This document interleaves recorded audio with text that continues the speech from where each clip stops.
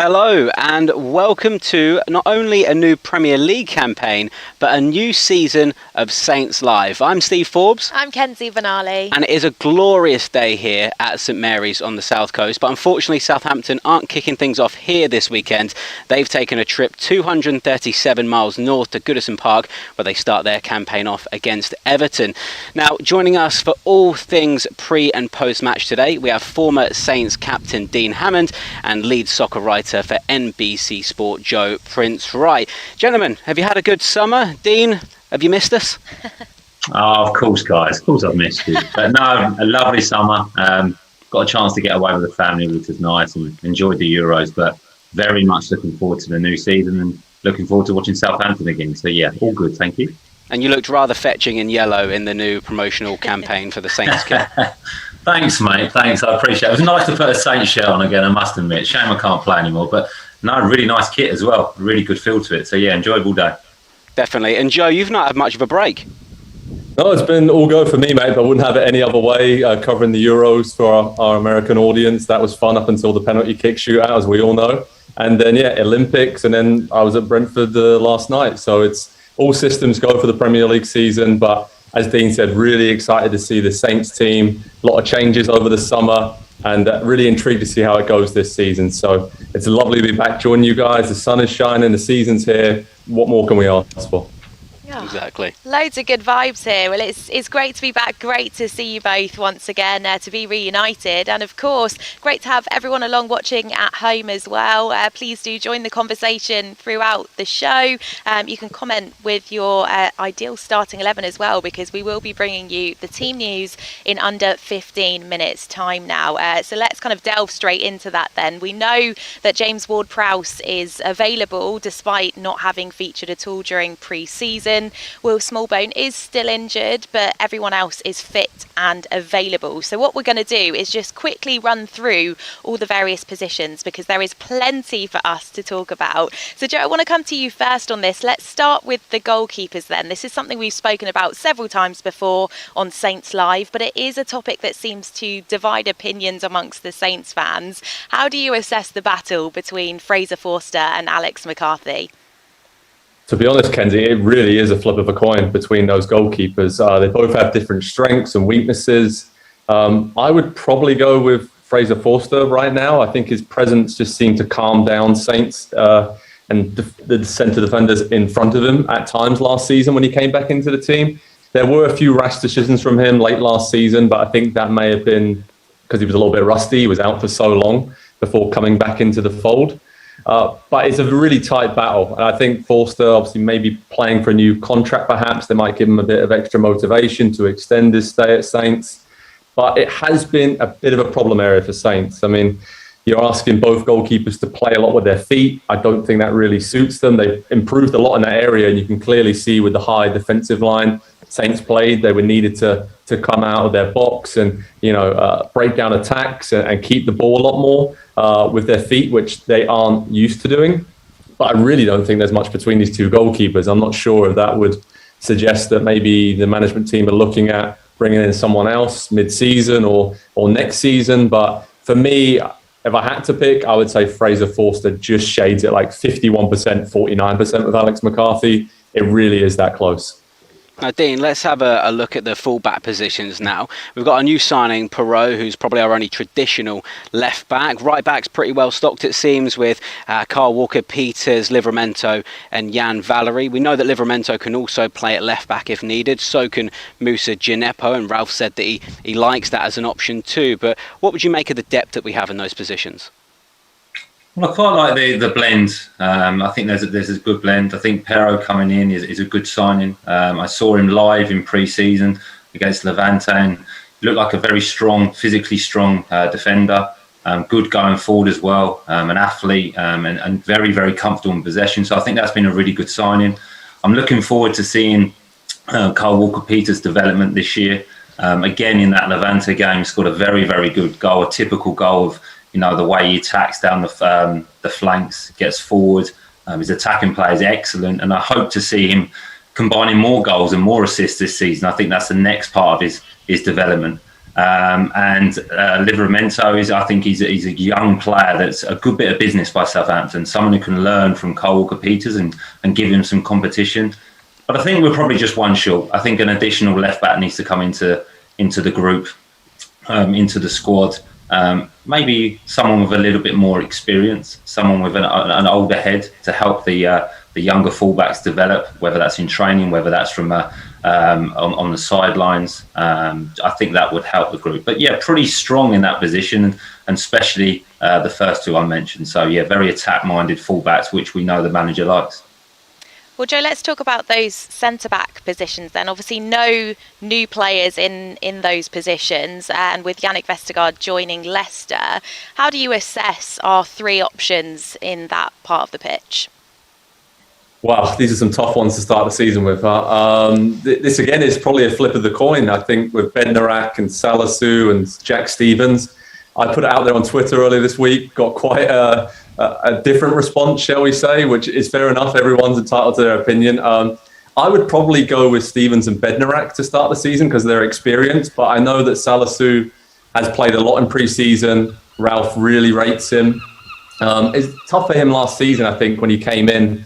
Obviously, he has huge potential, but he played at left back a lot, came in late in the season, had one really good game and then had a shaky game and was a bit inconsistent, which you would expect from coming from a different country and just settling into the Premier League and waiting so long for his debut. But yeah, I would probably suggest now, thinking about some of the responses I got from Saints fans who absolutely love Salisu, I think him alongside Bednarak is probably the best partnership long term. But I do think the Saints need to do some business in that area with Vestergaard leaving. It does seem like they're one centre-back short. Simeo obviously coming into the B team from Chelsea. It's a really promising young centre-back. Maybe he'll progress quicker than the management team expect. But I think they need one more centre-back in. But those three I mentioned, Stevens, Bednarak and Salisu, again, flip of the coin for me because I think they're all at a very, very similar level.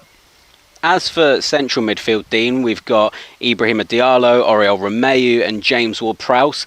Three players with very different styles in that position, but what do you think that they bring to the team?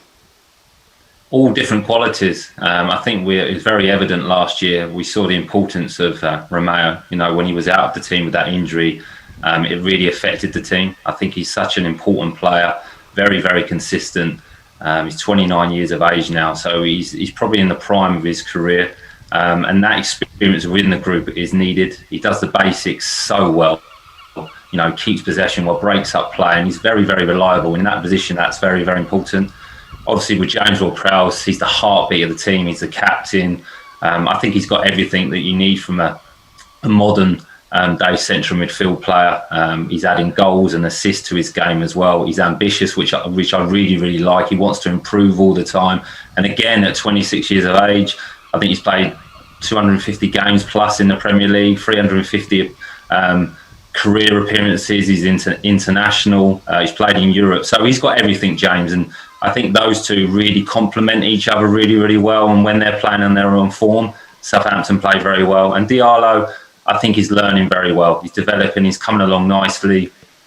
The attribute that he has that he covers the ground really, really well and breaks up play and drives through the centre of midfield when he has the ball. So no, it's a very, very strong area of the squad. I like all three of them, and I also like Stuart Armstrong in there. The back end of last season, I think he played very, very well in that position, playing centrally and very, very creative. Again, good at running with the ball. So in that position within the team, I think we're strong as long as we can keep them fit. So it's a strong part of Southampton's team. Good stuff. Well, before we move on to talk about Southampton's attacking options, here's what the boss, Ralph Hassenhüttl, had to say ahead of the new season. This pre-season was with the view in front that we are back in full stadium, something special for the players. I think everybody is really keen to come back in the Premier League, in a normal Premier League with all the crowd and the away fans and everything. So this is something very special for every player. And you can feel that every player really wants to play, really fight it hard for being in the squad. And that doesn't mean when you're not in the squad on the first weekend that we will have a bad season. I remember 2 years ago when we started without Danny Ings in the starting 11 in the first 2 or 3 games, and in the end of the season he had 24 goals scored for us. So it's never too late to show up. It's never too late to grab the chance with both hands and finally step in and then help the team. We will have in the beginning starters and finishers, and the most important thing is that we are as a group super committed and support each other, and then we can let something grow here. Well, great to hear from Ralph there. Dean, let's discuss those attacking positions then, shall we? We've obviously got Moussa Djenepo, Nathan Redmond, Theo Walcott, Armstrong, and now Elyounoussi as well to throw into the mix. They're all fighting for those 2 spots, so it's great to see some healthy contests there. Of course, Teller could play centrally as well. Sorry, he could play there as well, preferred centrally perhaps though. What do you make of the options Ralph has there? Well, I think he's got brilliant options in that area. He really has. You know, they've within that 6 players I think you've mentioned there, Kenzie. They're all adaptable. They bring different qualities. You've got the pace and the guile of Redmond. You know, he's very, very direct, which I like. There's some creativity within that group. There's some craft within that group. Stuart Armstrong, again, you know, I'm a big fan of him. Very, very strong player. He's just got that little bit more creativity, that cute pass. You know, he gets really good assists. Nathan Teller, like you mentioned, I think his strongest position probably is centrally, but can play wide, and he's got that raw pace, that real pace where he excites people, he gets them off the edge of their seats. So, you know, there's some real competition in that. And obviously with Djenepo, he's an interesting player. I think he can be anything he wants to be. I think every season he'll get stronger. He needs a bit of time. He's adapting well. And he's got that special talent. You know, he can create something out of nothing. So I'd like to see him get a few more chances this season and really express himself. But again, I think like the central area of the pitch, the central midfield players, Southampton are strong wide as well, and there's lots of options for the manager to chop and change it, to look at different options for different games against different teams. So yeah, strong in those areas, in those wide areas for Southampton. And Joe, in Ralph's press conference, he does mention Danny Ings. What do you make of the attacking option? Sorry, the sprinklers have just got off there. We're worried we're going to get soaked. What do you make of the attacking options that Saints have at their disposal? Yeah, obviously, I'm excited by them. I think it's so unpredictable. From week to week, you could have 3 or 4 different combinations and partnerships up there. But also, it is tough to replace Danny Ings. We're talking about one of the best strikers that Saints have had in their Premier League history. So I don't think you can really do that with one player. But if you could, like Adam Armstrong is almost a clone of Danny Ings. It's kind of eerie when you look at some of his goals he scored for Blackburn Rovers over the last few years. Watch the montage in the week of all his different strikes, and very, very similar to Danny Ings with the types of finishes, the variety of finishes. So I think, you know, if he hits the ground running, it's a very, very good replacement for Danny Ings. And up top, I'd say Adam Armstrong and Shea Adams. In theory, that should work very similar because it would be very similar to Ings and Adams. But aside from that, obviously, Broja coming in looks a real talent. Spoke to some people at Chelsea who are really high on him coming in on a season-long loan. And then you have Theo, obviously Nathan Redmond, and Nathan Teller can play centrally. So it's going to be that collective effort, I think, to replace the 15 to 20 goals a season that Danny Ings could give you. It's going to have to be spread around there between a few different players. But that's very exciting to me because I think from week to week, whoever Saints are playing against, they may not know who's starting against them. And they have that, you know, air of unpredictability, shall we say, when it comes to the forward options, which is never a bad thing, I don't think, to have. But yeah, it's going to be interesting to see how Adam Armstrong in particular, taking the number 9 shirt, to see how he does with the pressure. And I think he looks ready to me to step up to the Premier League. Yeah, that's a really interesting point you make there, Joe, because for some time last season, the Saints starting 11 almost picked itself. So it's great to see that strengthened squad going into the new season. Now, we have got under 30 seconds until we can bring you the team news. Lots of you speculating online, as always. Lots of you getting in touch with your score predictions as well, which is great to see. Barry M on Facebook has said he's going for 3 big points today. We certainly would love to get the season underway in that fashion. Lynn Dennis has said, come on, you Saints. Hi to you, Lynn. Alan is also with us. He says, good luck, lads. And we will be coming back to the comments in just a moment. But for now, it's time for the team news. And I can reveal that 3 players are making their debut against the Toffees in red and white. So let's run through your Southampton starting 11 then, shall we? In goal, Alex McCarthy gets the nod over Fraser Forster. Making up the back four is Tino Livramento, Mohamed Salisu, Jack Stevens and Roman Perro. Sitting in front of them in the midfield is Oriol Romeo and our captain James Ward-Prowse, who is fit enough to start after recovering from a knee problem in pre-season. Out wide, Musa Gineppo and Theo Walcott, and the Southampton attack, Shay Adams and Adam Armstrong. Plenty to be excited about there. Let's take a look at the Southampton bench for today then. Fraser Forster, Carl Walker-Peters, Jan Bednarek, Jan Valery, Ibrahima Diallo, Nathan Redmond, Mohamed Elianusi, Stuart Armstrong and Nathan Teller. Well, Dean, let's come to you first. So I suppose the obvious place to start is seeing the new players starting for the first time in a Saints shirt. How much are you looking forward to seeing them in action? Yeah, really, really excited to watch both of them playing. Obviously, with all three of them, with the two fullbacks coming in, two fresh faces for the team. I think that could really help a squad. It definitely can. It brings an enthusiasm. It brings a new energy. There'll be an excitement, obviously a nervousness from them as well. Be interesting to see them play. The club have obviously invested in them. We've got high hopes for them.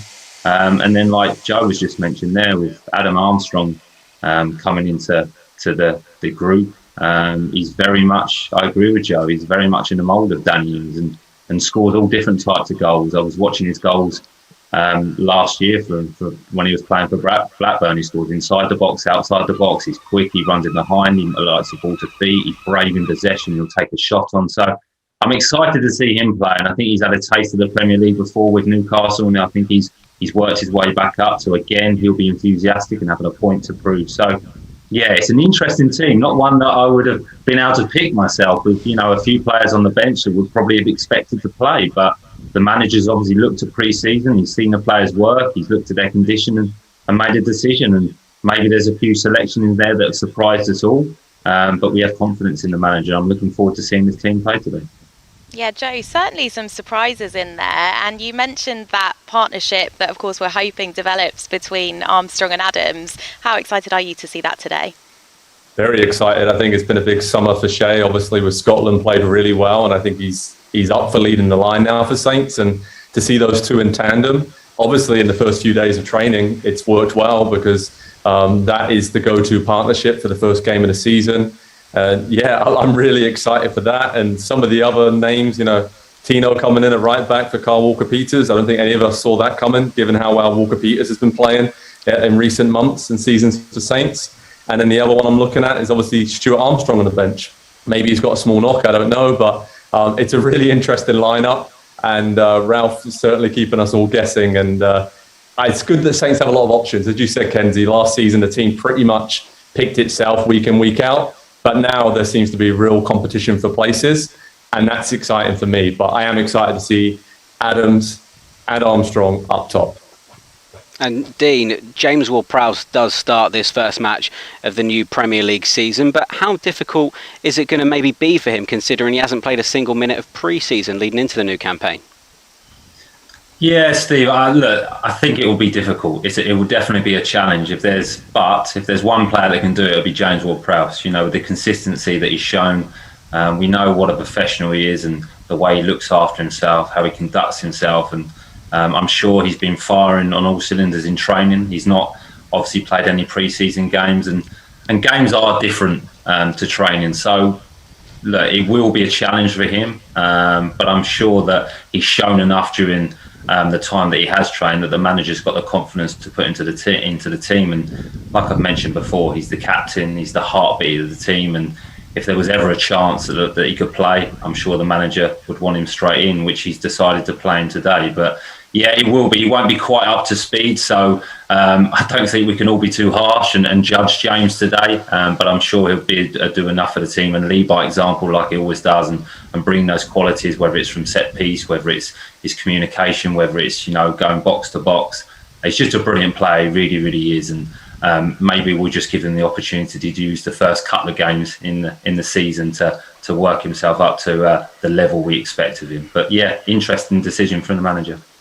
Yeah, great to see Prowsey starting today. And before we continue to preview the new Premier League season, let's nod to some of the comments coming in on our social channels. Harry's got in touch. He's going for a 2-1 Saints win today. Ray is also with us. He says, come on, you Reds. He's on YouTube. Hello to you. Now, Anthony says he's looking forward to seeing what the new signings can do. Not too worried about the result today, as it's a case of bedding in. We've also got a comment here on YouTube. I think 2-1 to the Saints, feeling optimistic.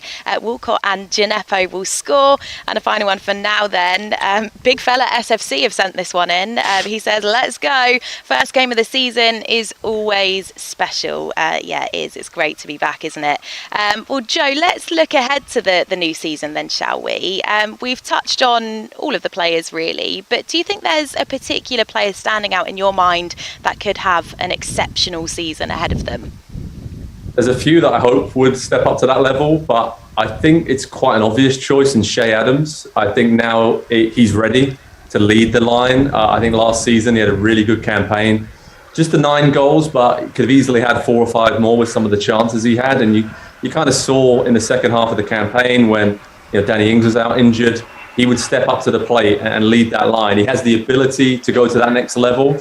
And now I think, Saints need him to. Of course, as you said, a lot of new faces. Adam Armstrong coming in will hopefully chip in with a lot of goals. But Saints need Che Adams to take up that mantle as the leading striker and get to that 15 to 20 goal season marker, because that's the next step for him. He can do it. I think he'll relish the challenge. Speaking of people around him, his character, he's very focused, very determined. And whereas when he first arrived at Saints, maybe the pressure was maybe a little bit too much for him, I think now he's got used to that expectation. He now feels like this is his attacking lineup to lead. And with the other players feeding off him, I think it's going to be a really good season for Che Adams. And it needs to be as well for Saints to do well and to continue scoring goals going forward. But there are so many other players. I'm sure Dean's going to touch on a few as well. But for me, Che Adams is the man that needs to step up for Saints this season. And touch on them we shall, Dean. So which players in particular have you got high hopes for this season? Well, similar to what Joe just mentioned there, I think it's a huge season for Che Adams. I think he's had his bedding in period. I think he's showed glimpses and moments within games and periods of the season, the qualities he has. And I think the added responsibility will help him. I think if you look at James Ward-Prowse, when he became captain, he improved him as a player. I think with Che Adams, knowing that he's the main striker now, he's the go-to man, I think that will help him. I'm looking forward to the development of Nathan Tella. I think he's really, really exciting. I think with that raw pace he's got and that fearless approach he's got, I think he can have a real impact this season, whether it's starting games, whether it's coming off the bench. I'm looking forward to watching him play. And Kyle Walker-Peters as well. Last season, very, very impressed. Southampton were a better team when he was playing well, and just like to see him add more goals to his game and more assists, and that confidence continue to grow within him, on and off the pitch. I think he's a real talent and has got all the attributes to be a top player. And again, with James Ward-Prowse, can he go to another level? I think we've seen a continual improvement in him as a player. I mentioned him becoming captain. I think really, really helped him. He added goals to his games last year. And I think he'll want to continue to improve. And if he does, can he break into that England squad? I think that's the next step for him. So I'm looking forward to seeing him playing and what he can bring to the team and how he can improve, because he had such an impressive season last year. But there's lots of players within the group that have got an opportunity to impress, and I'm looking forward to watching many of them. Yeah, as are we. A number of players that will certainly be hoping that they can kick on and really excel this season. Joe, looking at the wider picture of the Premier League then, what are your hopes for Southampton this season? Where can you see them finishing? And which clubs do you see us jostling for position with? Obviously, I think a top 10 finish is a great season for Southampton. Ralph's already said that. I think every Saints fan, it's kind of the old adage, right? Top 10 and a good cup run, we'll take that. So I think that's always good at the start of the season, especially with so many new players and young players coming in. Realistically, probably, top half of the bottom half of the table is where I'd see Saints. That middle pack of teams there, Wolves, Crystal Palace, Newcastle, Brighton, I think kind of be jostling for position with those teams. But I think this season it's all about getting better defensively. We know Saints are a good attacking unit. They're great going forward, can score goals. Even after losing Ings, you see Armstrong and others coming into the club. I don't see scoring goals being a problem for Southampton and the way they play under Ralph Hassenhüttl. But defensively, I'm looking at Salisu and Perrault, especially on that left side of the defence, at left back and left centre back. They're going to have to come in, hit the ground running as a partnership. And if they can do that and Saints can shore things up at the back, I think they can have another good season. Because let's not forget, this time last year and a few months after that, Saints were top of the table, flying high. And I think they are a very kind of streaky team in terms of once they get confidence flowing, who knows what the ceiling is for Saints. And the good thing this season is the squad's a bit deeper. Yes, a lot of new players, but there's a lot more chance for Ralph to freshen things up. And the schedule isn't as congested this season. So I think that will help Saints throughout the entire campaign. So yeah, mid-table will be happy with that, but obviously always hopeful for more. Yeah, as Joe touched on there, Dean, we had a great start to last season and not the best of second halves, and we ended up finishing 15th. What should the aspirations be this time around? Very similar to what Joe's just mentioned there. I think for Southampton, a top 10 finish, it's an exceptional season. A cup run as well. And look, I love another cup run, especially with the fans being involved this season. I think that will be special. Unfortunately, you couldn't have the crowds there last year, and it was brilliant to get to an FA Cup semi-final. But to have a full house at St Mary's for the supporting fans to go to Wembley, have a full house at Wembley would have been exceptional. So, can the squad repeat that? Top 12. I think we finished 2 points off the top 12 last season. I think that's minimum in my opinion with this squad. It's a young squad, like Joe said. There's been a few changes, but it's a developing squad, and they've had another year's experience. So it's like Joe mentioned there. It's conceding the goals. I think last year we conceded 68 goals. It's too many. It really, really is. And I listened to one of the manager's interviews. He talked about. He looked into and analysed how Southampton were conceding goals, whether that was when Southampton were in possession of the ball, whether it was pressing too high or not pressing, whether they broke through the press, or whether it was individual errors. So I'm sure they've done a lot of work in the off-season, not just getting the players in good condition, but looking at last season, really analysing last season and seeing how this group can improve. So a top 10 finish and a cup run, I think, would be brilliant, having the fans involved this season. Yeah, that really would be excellent. And judging by the vibe on social media, the Saints fans are certainly feeling very optimistic going into this new season. Great to see some of your predictions coming through for the match today. William Beanie says he reckons Saints will keep a clean sheet today. Joe Moore's going for a big 3-0 Saints win. G. Phil says plenty of chances and options to mix things up. He's going for a 2-1 Saints win. James, hello to you. He says Walcott playing against his old team, something to prove.